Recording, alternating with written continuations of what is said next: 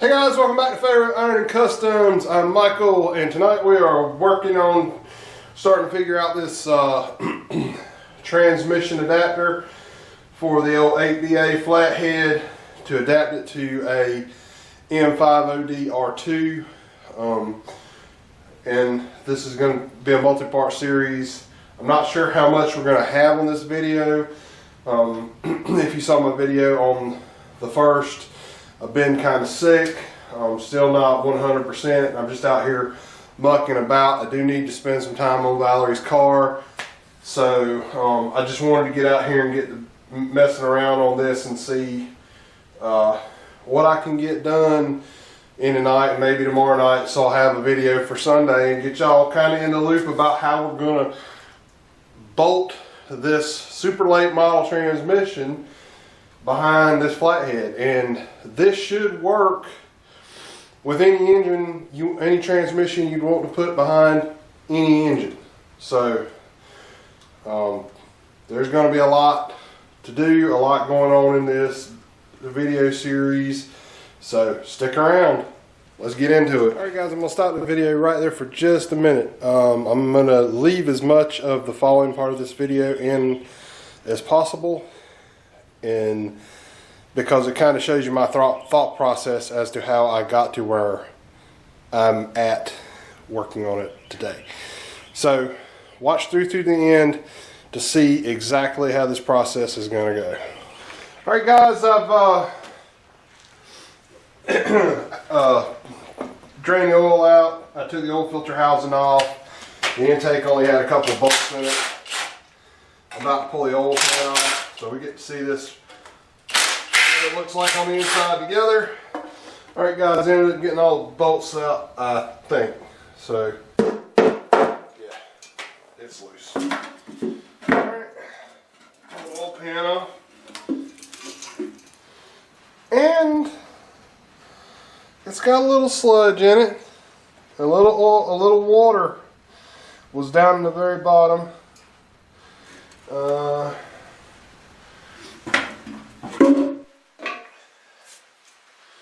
see.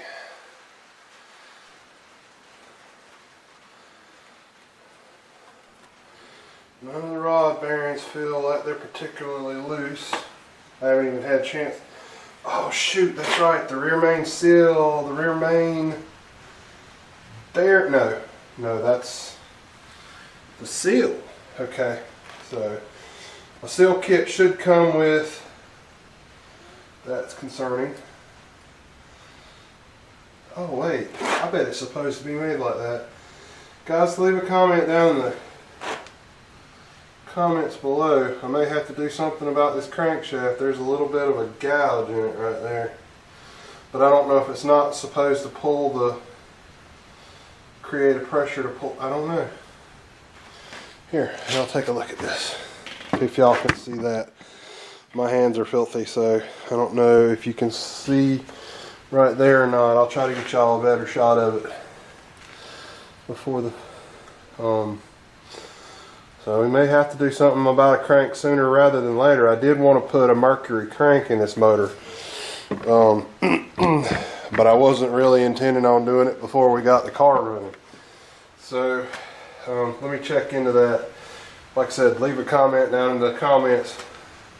And it may be because there's a spiral at the front. I know a lot of the times those seals will have a spiral, and those old motors would help pull the motor, would be opposite of the way the engine turned. It would help pull the oil back into the motor and keep it from leaking out. So I do know that this seal should be a rope, maybe.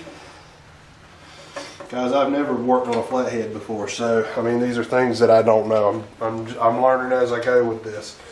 But what we're trying to do here is we need to is we're going to have to figure out where to drill the holes for the lineup dials. Those are the most important holes that are going to be in this adapter, is the alignment pins in both this engine and the transmission. I was reading an article today. It says it needs to be within 10 thousandths of an inch line up the shaft coming out of the engine, lining up with the input shaft of the transmission, it needs to be within 0.010 of an inch. Or if it's more than 0.010 of an inch, it needs to be adjusted. But the good news is I read an article about how to adjust it if it's wrong, so I'm not so worried about us getting it perfect. I do need to find a bell housing that I can use to measure and make sure we have it where it's supposed to be and put adjustable dials in if we have to go that route. Alright guys, just tell me, Michael, move the engine somewhere where you can get a better angle on the camera. Oh, so what we are trying to do is make some measurements here. I have checked the size of these dials are 3/8 of an inch. They are at 0.375 is what the size of the dial pins are. The crankshaft is almost 4 inches. It's like it measures 3.98, so I'm gonna say damn close to 4. Alright, so what I'm trying to do here right now is find two measurements. First measurement, and we're going to make sure this thing is zeroed out. The first measurement is going to be from the bottom of the block, and if I'm not greatly mistaken on this, that should be the center line of the crank, is 1.824. Okay guys, so, oh shoot, I cleared it out again.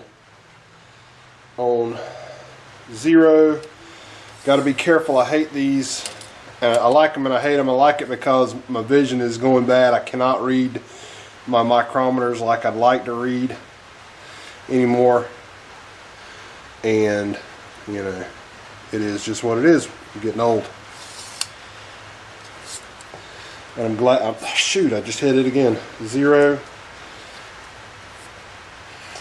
0, 0.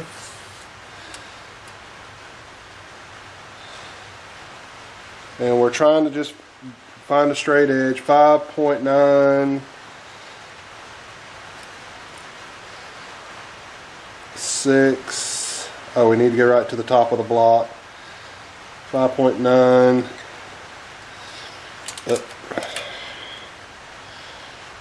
5.9. 5.950. 5.950. So we're going to have to take that number and we're going to have to subtract half of the width of the dial and add half of the width of the crank, and that'll give us the amount of distance from the center of the crank to where this dial needs to be. And the other one, the other number will tell us from we need to add the half of the dial to it to figure out where the center of this dial needs to be. And that's what we're trying to figure out, where the center of these dials need to be, so we can get the crank, the adapter centered on the motor, and then when we start building for the other adapter, for the other side of the adapter that adapts to the transmission, we'll use the same center line to find where the dial holes go, if that makes any sense. And just hang around. It's all going to make sense in the end, I promise. I promise. It makes sense in my head, so it's going to make sense at the end. Alright guys, I just measured the other side, and it's basically the same measurement both ways, so that means the crank is in between those two dial pins, and the dial is the same amount down from the center of the crank on both sides. And you know, I'm taking for granted now that the block is the center of the crank, because for you to have two equal halves of the bearing cap would have to be the same inside, you know, the half circle of the bearing cap would have to be the same as the half circle of the block. So this, where they split should be what the measurement is. And like I said, it's machine flush there, so I feel pretty good about that. I'm gonna go do the math on that. I'm actually gonna come back tomorrow. We're gonna break out the piece of aluminum and maybe do some marking. I'm probably not gonna drill it here, and I know it's not gonna happen before this weekend. I've actually talked to someone I know about using their drill press because my drill press is a piece of garbage. And anyway, like I said, I'll come back tomorrow and we're gonna kind of hit on this a little bit more. All right, guys, I'm going in an entirely different direction. I thought about this last night after I went in, after I did the filming last night and took all the measurements and everything. This is going to be much simpler. You can probably do this with very inexpensive tools in your garage with almost no problem whatsoever. Except for that I don't have a hammer here. Hang on, I'll be right back. What I have decided to do, these are the important holes in this that's going to locate the adapter plate to the actual block. All right, and we're going to get all the holes drilled in, make the adapter plate where it will bolt to the block.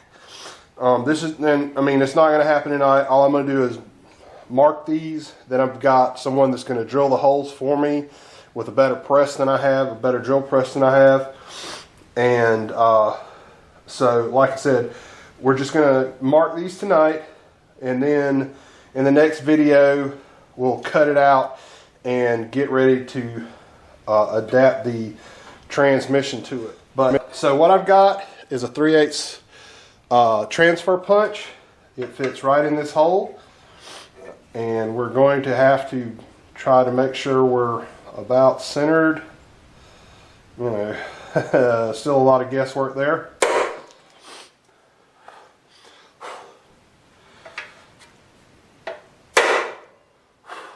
And let's see, turn it 180 degrees. See what happens. That looks like it's pretty well centered. Guys, I'm still sick. I'm not going to work on this tomorrow. I'm going to work on the wife's car some tomorrow.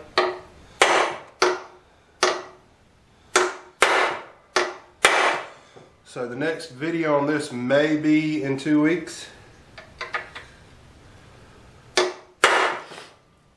Anyway.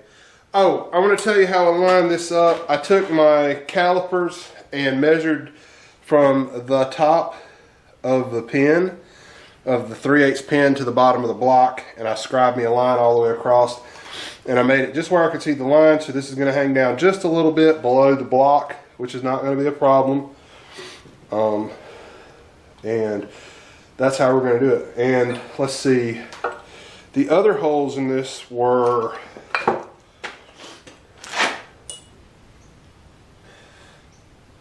29/64, it looks like, is what these were.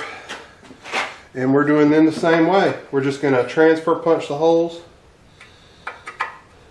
And like I said, I wish this was an aluminum bell housing where you had a little bit more of a guide. But these holes matter. These holes can be off. It doesn't matter. We want this to be dead on perfect. These just hold the transmission in place. So,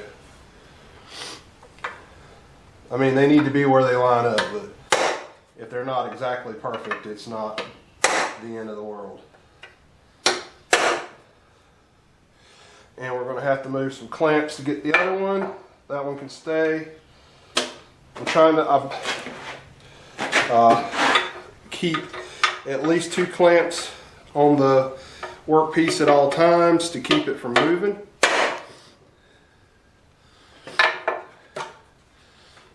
So we're going to try to keep 3 on this because we want this to be perfect.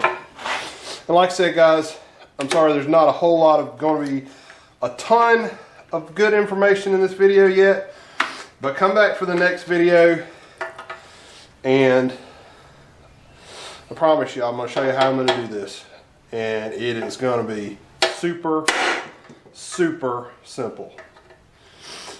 I mean, you can buy everything you need at Harbor Freight to do this. As a matter of fact, that's where these transfer punches came from, was Harbor Freight. I think they were 20, something, and maybe more than that now since inflation. But this is all it is. It's this box of, let me get you off of the transmission. This is a box of transfer punches. Where is the box? Here's the box. And you can probably buy more accurate punches. I'm absolutely 100% certain you can. And I may never use this again. I probably will at some point. Because at some point I'm going to have a lathe and a mill. And then we're going to be able to do this kind of stuff without having to bug somebody else to get it done. But anyway, like I said, guys, I left the first part of this video in because I kind of wanted to see where my original thought process was on this, that I needed to have a blueprint. I needed to mark all these lines out and find centers, and it can be so much easier than that. Because when we get to what we've got to do is we've got to find a Windsor pattern bell housing, and it don't have to be on a manual, because C4, C5, FMX, and probably other transmissions had, automatic transmissions had unboltable bell housings that had a round center in it. And what we're going to be able to do is I'm going to set the engine up, put the adapter on it, and then start positioning the bell housing until we can take a dial indicator, put it on the crankshaft, spin it, and center it with a dial indicator. And once you get the once you get the bell housing centered, and I mark those holes, you know, and like I said, it's only the dial holes. It's got to be perfect. The dial holes have to be perfect. But once I get those dial holes marked, we're going to be in there. So, like I said, stick around. That's it for this video. I'm going to work on Valerie's car tomorrow and try to work on it a lot next week. It's not going to take a whole lot of time to drill this because like I said, I'm going to do it after work one day, probably next week. I got somebody helping me with that. And then I'll have to take it back and drill the holes again. These do need to be countersunk. I don't know how I'm going to do that yet, though. So maybe something I asked the guy at the shop. They're going to have to be countersunk deep enough to have the head of the bolt and the washer. So that may be a ½ an inch countersunk in there. Like I said, that's it for this week, guys. Come back. The next one's going to be better, I promise. Like and subscribe. I'll see y'all next time.